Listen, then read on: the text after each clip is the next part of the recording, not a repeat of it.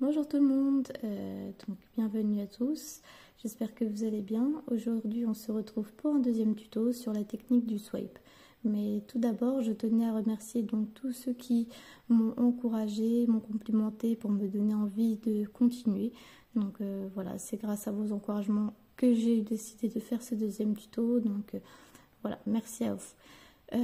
Pour le tuto du swipe, sachez que c'est une technique que j'ai beaucoup essayé, mais du coup que j'ai énormément raté parce que je sais pas, je la comprenais pas au début et je faisais beaucoup d'erreurs, je regardais beaucoup de vidéos de plein de techniques et voilà, j'y arrivais pas, mais en fait j'ai trouvé mes propres façons de faire, mes propres techniques, mes propres petits secrets et là du coup je vais tout vous confier.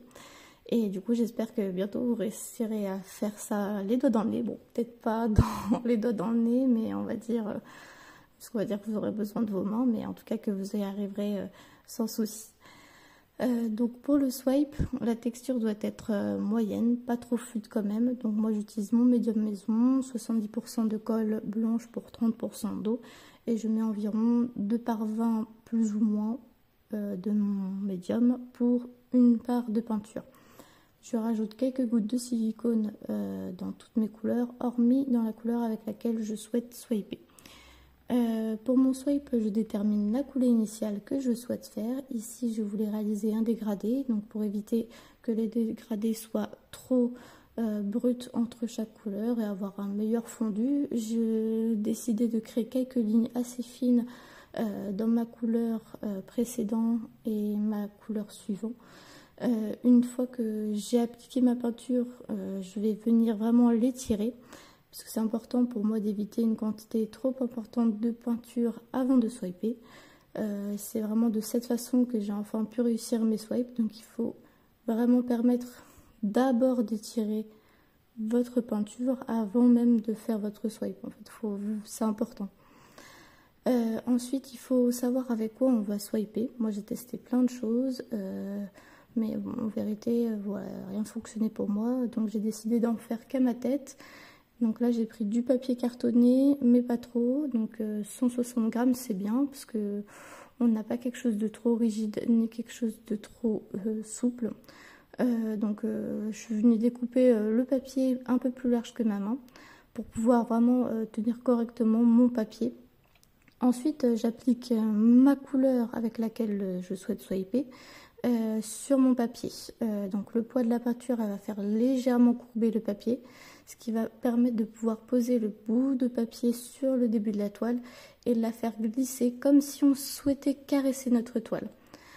Donc le fait que ça soit pas trop rigide mais pas complètement souple permet d'avoir une courbure idéale pour faire glisser notre peinture. Donc il faut se dire qu'on doit juste toucher sans enfoncer la peinture, c'est vraiment une caresse, pas plus. Alors ça peut paraître compliqué, mais depuis que voilà, j'utilise mon papier, franchement c'est venu tout seul, donc j'espère que cette petite astuce vous aidera.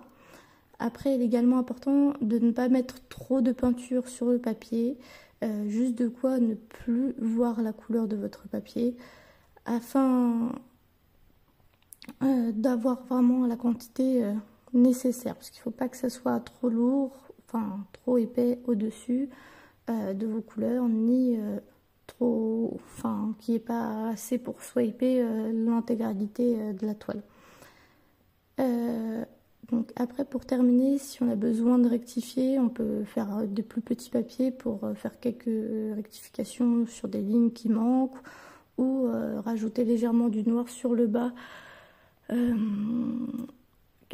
ou la couleur que vous avez choisie. Moi c'est du noir ici, mais ça peut être une autre couleur bien sûr. Et on va mettre avec donc soit le papier, soit avec votre doigt directement pour rectifier les zones où il en manque. Ensuite, on va avoir plus qu'à passer le chalumeau. Il ne faut pas hésiter à passer sur l'ensemble de la toile, bien partout. Le chalumeau, sauf si vous souhaitez moins de cellules. Donc pour éviter de cuire la peinture, il faut essayer de passer rapidement sur la toile et repasser plus tard sur les zones dépourvues de cellules. Mais il faut essayer de passer quand même un certain temps avec le chalumeau, c'est ça qui va vraiment permettre d'avoir le plus de cellules, mais essayer d'aller rapidement et de faire vraiment des mouvements sur l'ensemble de la toile, quitte à revenir après. Une fois que du coup on a fait notre chalumeau, on peut soit décider que du coup notre toile nous convient très bien comme ça, c'est ce que j'ai décidé là puisque c'était un dégradé. Après on peut avoir des fois plus envie de plus de mouvement, élargir certaines cellules. Donc là on va pouvoir étirer quand même très légèrement notre peinture. Il faut le faire doucement, délicatement. C'est quelque chose, c'est pour ça que c'est important qu'il ne faut pas qu'il y ait trop de peinture quand même avant, puisqu'il faut qu'on puisse pas que ça glisse rapidement. Il faut vraiment que ça puisse se faire à un rythme très doux, très lent. C'est important. Pour pas trop casser et pour pas justement avoir des effets indésirables qu'on n'aimerait pas sur la toile. Voilà. Une petite dernière chose pour le choix de la couleur qui va swiper. Pour moi, il est important quand même. Après, bon, j'ai fait plusieurs tests et quelques tests qui ne marchaient pas justement. C'est qu'il est important pour moi que votre couleur qui va permettre de swiper, elle soit opaque. Enfin, ou en tout cas qu'elle soit plus opaque que celle en dessous. Il faut pas en fait vous dire donc voilà, c'est pour ça pour moi c'est presque automatiquement un opaque qu'il faut mettre dessus si vous voulez que ça fonctionne bien. Moi j'ai déjà essayé avec des choses un peu semi-transparents, etc. Et enfin voilà, ça fait pas quelque chose de très beau à mon goût. Après vous pouvez essayer quand même, mais personnellement à chaque fois ça me faisait pas du tout les mêmes résultats, donc j'étais pas satisfaite. Donc voilà.